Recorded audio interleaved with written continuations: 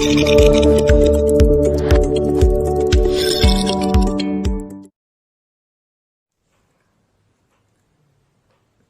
students, let's start our chapter 5th arithmetic progression.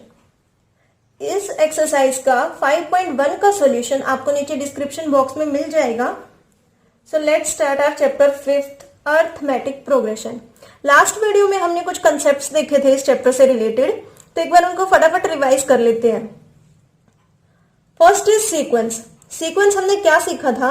वो terms या वो नंबर्स जो कॉमास में लिखे रहते हैं और कुछ ना कुछ टर्म्स उसमें इंक्रीज होती रहती है, that is sequence. A sequence is a succession of numbers or terms formed according to the sum rule. कुछ ना कुछ रूल लगाने के बाद जो भी हमारे पास नंबर्स या टर्म्स आती है दैट इज सीक्वेंस। अब टर्म्स क्या होती हैं? टर्म्स क्या होती हैं? The elements in a sequence. Sequence के अंदर जो भी एलिमेंट्स आते हैं आर कॉल्ड टर्म्स, उनको हम टर्म्स कहते हैं। A sequence is generally written as an। इस ब्रैकेट में लेस देन और ग्रेटर देन वाले ब्रैकेट में जो an is the number of terms where an is known as the nth term of the sequence or general term of the sequence। an को हम क्या कहेंगे? अगर हम फर्स्ट टर्म लिखते हैं, मैंने आपको लास्ट वीडियो में भी बताया था, तो a1 लिख देंगे, सेकंड के लिए क्या लिख देंगे? a2 लिख देंगे, थर्ड के लिए a3 लिख देंगे। तो ऐसे करते करते हमारे पास कोई an टर्म्स भी आएगी। जैसे हमारे पास इवन नंबर्स होते हैं, हमें नहीं पता वो कहां तक चलते रहते हैं, तो इनफाइनाइट नंबर्स होते हैं, तो ऐसे ही an टर्म्स हो गई। an मतलब ये क्या हो जाएगी? फिर nth टर्म हो जाएगी। जैसे a1 को क्या लिखेंगे? First term. a2 को क्या लिखेंगे? Second term. तो an हमारे पास क्या हो जाएगी? nth टर्म हो जाएगी किसी सीक्वेंस की। और general term of the sequence, general हो गया। जनरल टर्म्स कैसे होगी? यहाँ n की जगह 1 पुट कर दो, a1 होगी। n की वैल्यू 2 पुट कर दो, a2 होगी। n की वैल्यू 3 पुट कर दो, a3 होगी। Like this, a1, a2, a3 up to so on are the first, second and third terms of the sequence। a1 first term, a2 second term, a3 third term up to an is the nth term of the sequence। अगर sequence किस में लिखी जाती है? Commas में। अगर commas नहीं है, प्लस या माइनस में टर्म्स लिखी जा रही है, उसको हम सीक्वेंस नहीं कहते, दैट इज कॉल्ड सीरीज। उसको सीरीज कहते हैं। अब आगे आता है हमारे पास फाइनाइट सीक्वेंस। फाइनाइट सीक्वेंस क्या बताया था? जिसमें नंबर ऑफ टर्म्स फाइनाइट हो, that is finite sequence. A sequence containing finite number of terms is called finite sequence. जिसका कोई एंडिंग पॉइंट होता है, जो हमें लास्ट टर्म पता होती है, ये गिवन होती है, वो हमारे पास फाइनाइट सीक्वेंस होती है। Infinite sequence, a sequence having unlimited number of terms is known as the infinite sequence. जिसमें अनलिमिटेड नंबर ऑफ टर्म्स होती है उसको हम क्या कहते हैं? इनफाइनाइट सीक्वेंस कहते हैं।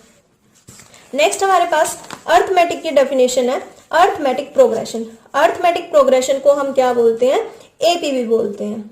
शॉर्ट फॉर्म में हम इसे एपी बोलते हैं। AP is a sequence. AP क्या है? सीक्वेंस की फॉर्म में ही तो है। AP is a sequence if the difference of a term and it's predecessor is always constant. क्या होता है? एपी एक सीक्वेंस होता है कब? If the difference of a term, अगर टर्म्स का डिफरेंस एंड इट्स प्रीडिसेसर, जो उसकी पिछली टर्म्स है, इज ऑलवेज कांस्टेंट, अगर वो कांस्टेंट रहेगी। कांस्टेंट का मतलब ये नहीं है यहाँ की उसके साथ कोई वेरिएबल नहीं है। कांस्टेंट का मतलब ये है कि उसकी वैल्यू फिक्स है। फिक्स कैसे है? जैसे लास्ट वीडियो में मैंने आपको एक एग्जांपल दिखाया था नेचुरल नंबर्स का, 1 2 3 4 अप टू सो ऑन। तो इसमें हम हर बार क्या ऐड कर रहे हैं? 1 ऐड कर रहे हैं। 1 इज कांस्टेंट, 1 कांस्टेंट है उसमें। तो इसलिए ये वही बात कर रहा है कि डिफरेंस ऑफ अ टर्म, कि हर बार डिफरेंस भी सेम आ रहा है और कांस्टेंट आ रहा है। कांस्टेंट क्या आ रहा है? कि जैसे यहां कांस्टेंट आ रहा है कि उसकी वैल्यू चेंज नहीं हो सकती। अगर किसी एक सीक्वेंस का कॉमन डिफरेंस 2 2 2 आ रहा है तो वो 2 ही रहेगा, चाहे हम उसका जितना मर्जी कॉमन डिफरेंस ले लें, चाहे हम उसकी लास्ट की 2 टर्म्स का लें या फर्स्ट की 2 टर्म्स का लें, अगर वो एपी में है तो। अगर कॉमन डिफरेंस अलग लगा रहा है तो वो एपी में है ही नहीं। an माइनस an माइनस 1, ये इसका फॉर्मूला है क्या निकालने का? कॉमन डिफरेंस निकालने का। an minus an minus 1। an कौन सी टर्म है? nth term of the AP. और an माइनस 1 कौन सी टर्म है? n में से एक 1 माइनस कर दो। जैसे मान लो n की वैल्यू मैं यहाँ 4 पुट कर देती हूँ। अगर n की वैल्यू 4 पुट कर देती हूँ तो क्या हो जाएगा? a4 minus 1, that is a4 minus a3। Fourth terms में से थर्ड टर्म ही तो माइनस करनी है। जो भी हम टर्म ले रहे हैं उसे पिछली टर्म्स में से ही तो माइनस करते हैं हम कॉमन डिफरेंस निकालने के लिए, and d is the common difference, where d is the common difference the successive terms of an AP are. अब अगर हमारे पास कोई एक नंबर दे दिया, मान लो हमारे पास क्या दे दिया, 3 दे दिया, फर्स्ट टर्म क्या हो गई 3, कॉमन डिफरेंस मान लो हमारे पास 2 है, तो नेक्स्ट टर्म हमारे पास क्या आएगी, क्वेश्चन ने दे दिया फर्स्ट टर्म तो 3 है और कॉमन डिफरेंस हमारे पास 2 है, फर्स्ट टर्म 3 है, कॉमन डिफरेंस 2 है, कि हर बार हमारे पास कोई एपी है या हमें एपी फॉर्म करनी है, फर्स्ट टर्म 3 है और कॉमन डिफरेंस 2 है, तो फर्स्ट तो 3 लिखेंगे, नेक्स्ट टर्म क्या लिखेंगे, उसमें कॉमन डिफरेंस ऐड कर देंगे, 3 + 2 5 हो जाएगा, a + 2d सॉल्व कर लेंगे, a + 3d, a + 4d, a + 5d कैसे होगा, यानी कि अगर हमें फर्स्ट टर्म पता है, a पता है, a is the first term, अगर हमें a पता है, अगर हमें कॉमन डिफरेंस पता है, यानी कि d की वैल्यू पता है, d is the common difference. इस चैप्टर में हम d किस लिए यूज करेंगे, कॉमन डिफरेंस के लिए। We know the first term and we know the common difference, तो हमारे पास एपी कैसे बनेगी, a + d, a + 2d, a + 3d, a + 4d, a + 5d up to so on, ऐसे हमारे पास क्या बन जाएगी, एपी बन जाएगी। अभी हम थोड़ी देर में इससे रिलेटेड क्वेश्चंस देखेंगे कैसे सॉल्व करते हैं। जनरल टर्म क्या होती है, general term of an AP, general term और nth term of the AP. nth term कैसे फाइंड आउट करते हैं हम एपी की, an is equal to a + n - 1 into d, ये आपको फॉर्मूला लर्न रखना है, याद रखना है, an is equal to a + n - 1 into D, a + n - 1 into D, where a क्या है हमारे पास, first term, d is the common difference, और n जितनी नंबर ऑफ टर्म्स गिवन होंगी वो लिख देंगे। एक और चीज याद रखनी है हमें, if 3 terms a b c are in AP, अब हमारे पास टर्म्स है जैसे 1 2 3 4 अप टू सो ऑन, अगर हमारे पास सिर्फ 3 ही टर्म्स है, यानी कि 1 2 3 3 ही टर्म्स है और वो एपी में है, क्या ये टर्म्स एपी में है, बिल्कुल है, क्योंकि इसमें क्या ऐड हो रहा है, 1 1 ही तो ऐड हो रहा है, दोनों बार 1 1 ऐड हो रहा है, कॉमन डिफरेंस 1 आ रहा है, 2 - 1 इज 1, 3 - 2 इज ऑल्सो 1। तो अगर हमारे पास कोई भी 3 टर्म्स है, a b c हमारे पास 3 टर्म्स है और क्वेश्चन कह रहा है वो एपी में है, एपी में है, then b - a, common difference कैसे निकलता है भाई, b - a निकालो या c - b निकाल लो, और अगर वो एपी में है तो कॉमन डिफरेंस इज इक्वल होगा, कॉमन डिफरेंस इक्वल होगा तभी तो वो टर्म्स एपी में हो सकती है। इफ एंड ओनली इफ, या हम ये कह सकते हैं अगर कॉमन डिफरेंस सेम आ रहा है तो टर्म्स किस में है, एपी में है, अगर एपी में है तो कॉमन डिफरेंस सेम आएगा। अब क्वेश्चन ने कहा ए बी सी एपी में है, एपी में है तो दैट मीन्स इसका कॉमन डिफरेंस सेम आएगा, and we know how to find common difference, b - a और c - b, या तो b - a कर दो या c - b कर दो, तो दोनों का कॉमन डिफरेंस क्या आएगा, इक्वल ही तो आएगा, b - a is equal to c - b। अगर इज इक्वल टू किस साइड लेकर जाऊं, b - a c - b, b ये माइनस का b था, इस साइड आएगा प्लस का हो जाएगा, b - b is equal to c, ये a उस साइड जाके प्लस का हो गया। जो लेफ्ट साइड में इज इक्वल टू के लेफ्ट साइड में नेगेटिव होता है वो राइट साइड में जाके पॉजिटिव हो जाता है, और जो पॉजिटिव होता है वो नेगेटिव हो जाता है। अब b + b कितना हो गया, 2b, b + b 2b, b into b तो b² होता है, लेकिन b + b कितना होता है, 2b होता है, b + b 2b हो गया, c + a, या हम कह सकते हैं a + c। तो जब भी हमारे पास 3 टर्म्स दी होती है, ए बी सी कोई भी 3 टर्म्स दे रखी है और ये बोल रखा है वो एपी में है, उसका मतलब क्या होगा, जो बीच वाली टर्म है, जो बीच वाली टर्म है उसका ट्वाइस लेना है, twice of b is equal to first और थर्ड को ऐड करना है, twice of b is equal to the sum of first and third term of an AP. आगे देखते हैं, to an AP if we add, subtract, multiply or divide each term by the same number, the resulting sequence would always be an AP। अगर हमारे पास कोई AP given है, अगर हम उसमें कोई भी नंबर ऐड कर दें हर टर्म में, ये नहीं है कि फर्स्ट में कर दिया, थर्ड में कर दिया, अपनी मर्जी से किसी में भी कर दिया, अगर हम उस AP की हर टर्म में कोई एक पर्टिकुलर नंबर ऐड कर दें या सब्ट्रैक्ट कर दें या मल्टीप्लाई कर दें और डिवाइड कर दें या डिवाइड कर दें, तो हमारे पास जो भी नंबर्स की सीक्वेंस बनेगी वो भी हमारी किस में होगी, एपी में होगी, अर्थमेटिक प्रोग्रेशन में होगी। आगे चलते हैं, देखते हैं concept choice of terms in AP. अब एपी को कैसे सिलेक्ट करना है, कैसे करना है, देखो नंबर ऑफ टर्म्स, अगर हमारे पास किसी एपी में नंबर ऑफ टर्म्स 3 है या 4 है या 5 है या 6 है, तो उनके अकॉर्डिंग हम कॉमन डिफरेंस कैसे लेंगे और टर्म्स कैसे चूज करेंगे।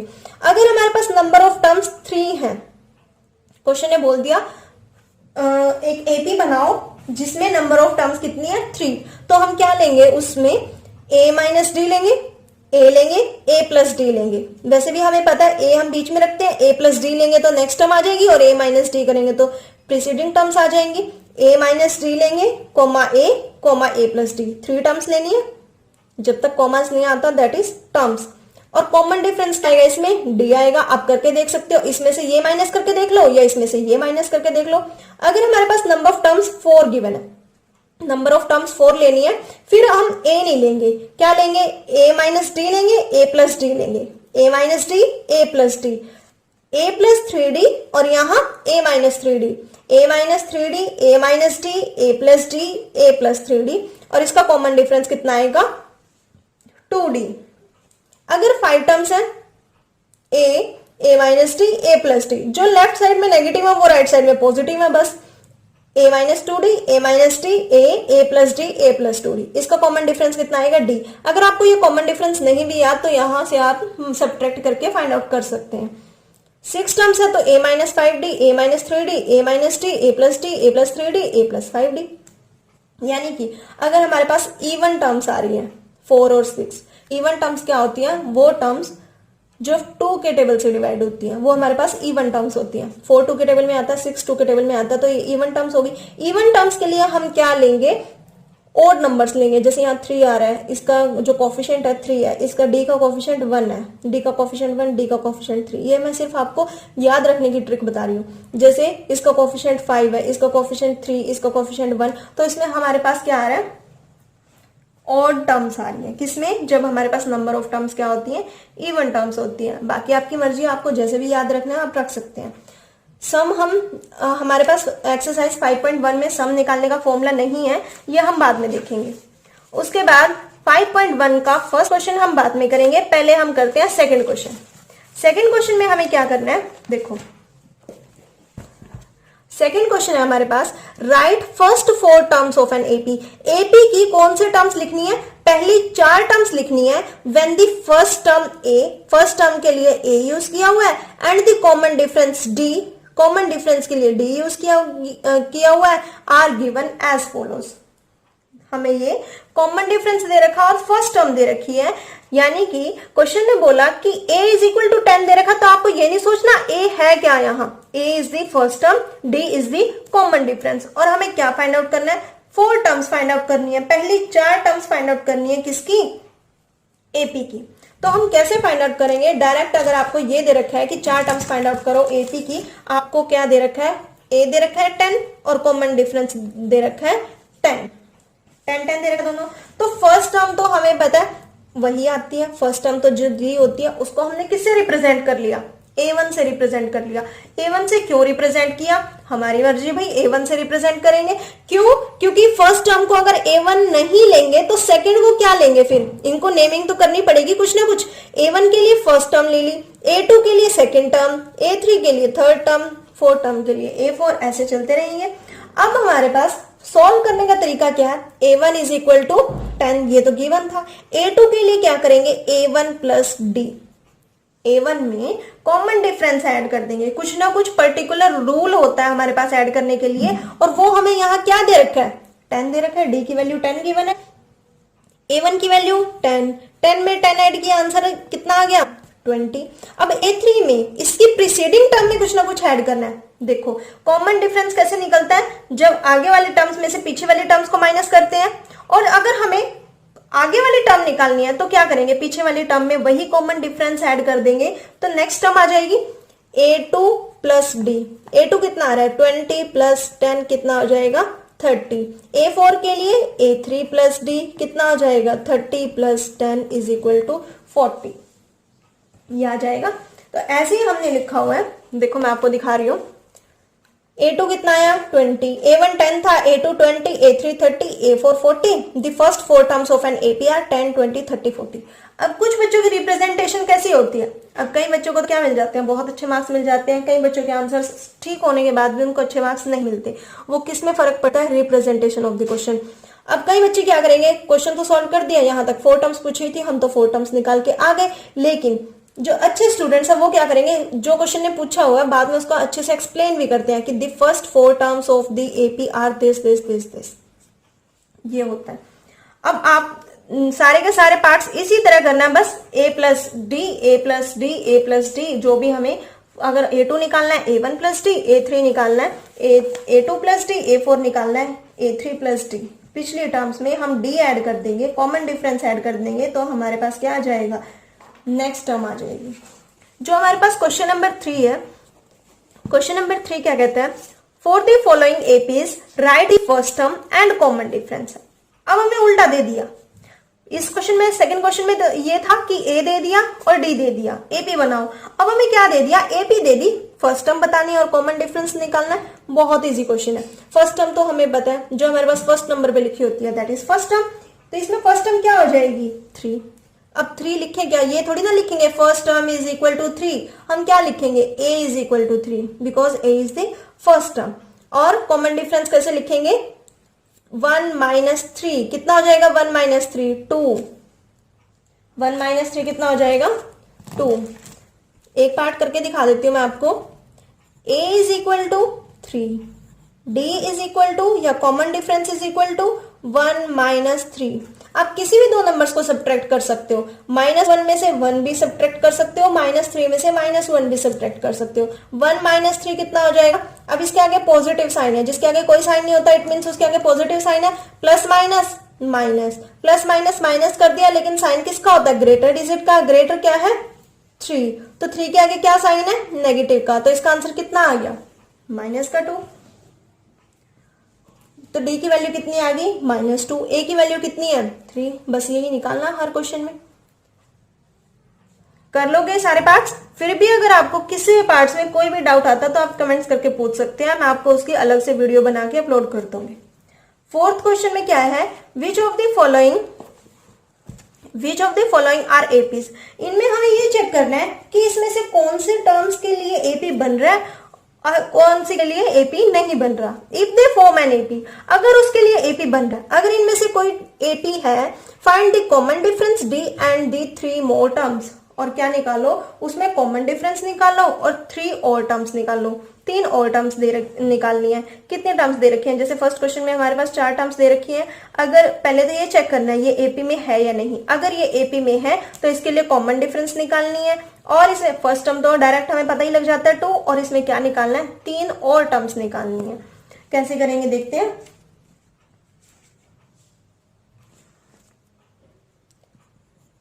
2 4 8 16 अप टू सो ऑन। अब हमारे पास क्या है, A is equal to 2, D कितना है हमारे पास 4 माइनस 2 दैट इज 2, 4 माइनस 2 2। अब हमने क्या निकाला, D निकाल लिया। D कैसे निकाला, इसमें से ये माइनस कर दिया, ये माइनस कर दिया, और D1 यानी कि हमने ये D1 निकाल लिया। और निकाल के देखते हैं, D2 निकाल के देखते हैं। D2 मतलब इसमें से ये माइनस करेंगे, 8 माइनस 4 कितना आ रहा है 4। हमने देखा ये तो कॉमन डिफरेंस क्या आ रहे हैं, अलग अलग आ रहे हैं। कितने आ रहे हैं कॉमन डिफरेंस, अलग अलग आ रहे हैं। अगर यहीं पर हमें सारे निकालने की जरूरत ही नहीं, अगर हमारे पास कोई भी 2 कॉमन डिफरेंस डिफरेंट आ रहे हैं इट मीन्स ये AP में तो है ही नहीं। D1 is not equal to D2 therefore this is not in AP, ये AP में है ही नहीं, अर्थमेटिक प्रोग्रेशन में ये नहीं बनेगा। अगर हमारे पास कॉमन डिफरेंस सेम आ जाते हैं तो वो क्या हो जाएगा, AP में बन जाएगा। एक और बात बताना चाहूंगी, जो ये टर्म्स है, फर्स्ट टर्म को हम A1 लिख सकते हैं, सेकेंड टर्म को A2, थर्ड टर्म को A3, फोर्थ टर्म को A4 up to so on. अगर मैं इसमें ये पूछूं आपके पास A4 क्या है 16, A2 क्या है 4। आप कॉमन डिफरेंस में D1 निकालते हुए भी लिख सकते हैं कि हमने क्या किया था, A2 में से A1 को माइनस किया था।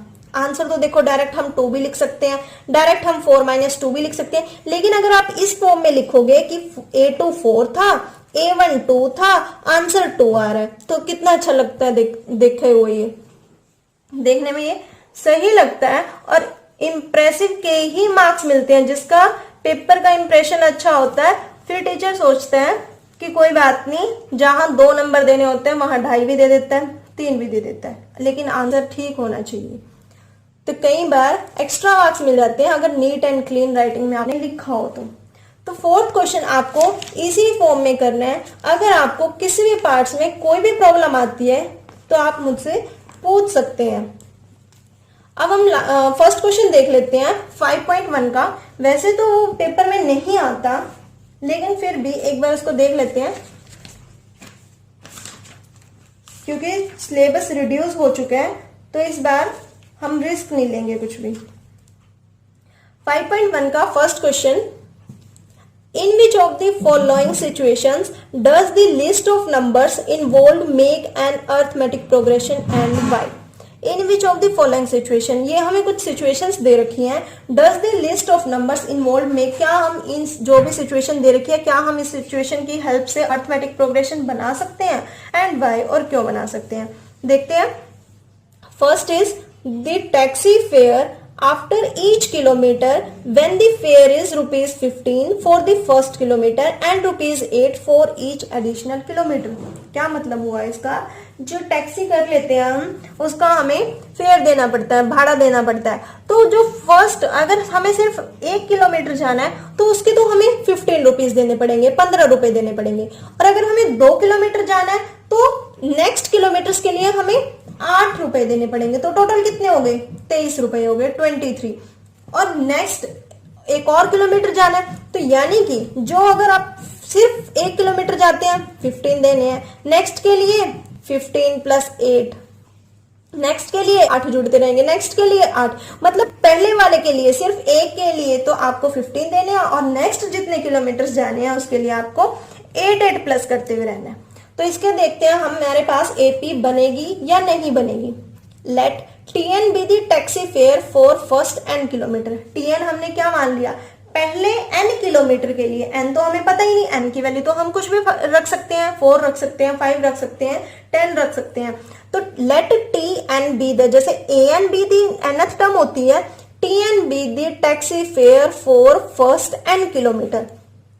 T1 क्या हो जाएगा, T1 यानी कि A, T1 A, जैसे हम A को A1 लिख सकते हैं फर्स्ट टर्म के लिए, ऐसे ही क्या लिखा हुआ है, T1 लिखा हुआ है।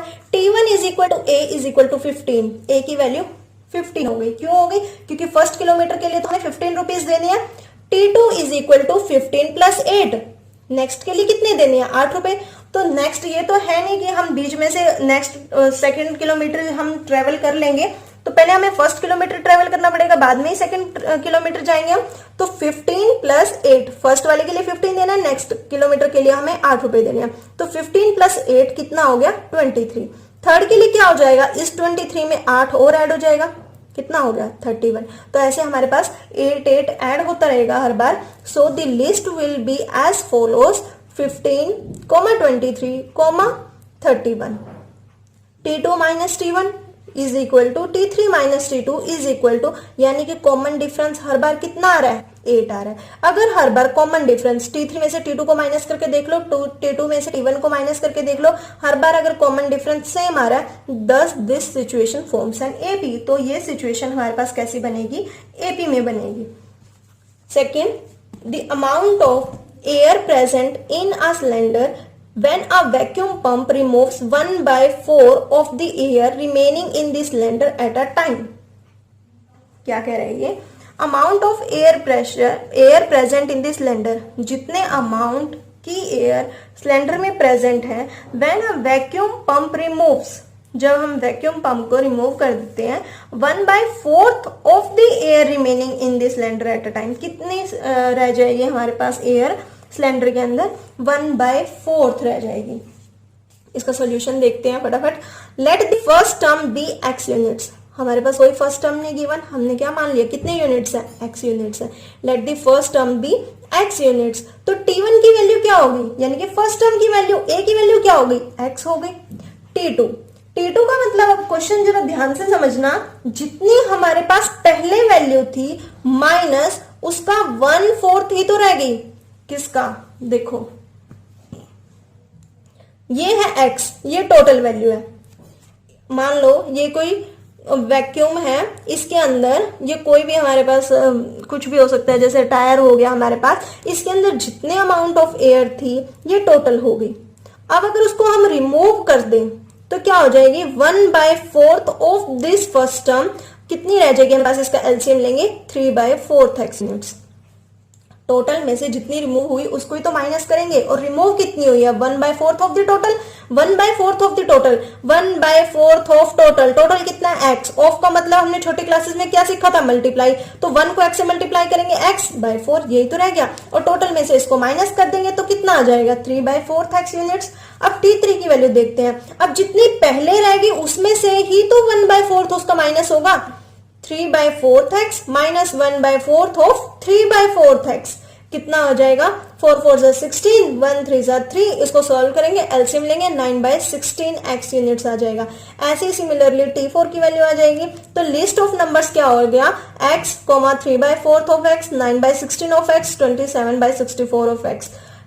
t2 माइनस t1, अगर हमने इन दोनों का डिफरेंस देखा, t2 माइनस t1 किया और t3 माइनस t2 किया, इसका कुछ आंसर आएगा, इसका कुछ आंसर आएगा, वो इक्वल नहीं आ रहे, therefore it is not an AP, ये एपी नहीं बनाएगा। थर्ड और फोर्थ भी बिल्कुल सेम ऐसे ही है, आप एक बार ट्राई करना, अगर नहीं आता तो आप मुझे कमेंट्स करके पूछ सकते हो। Thank you.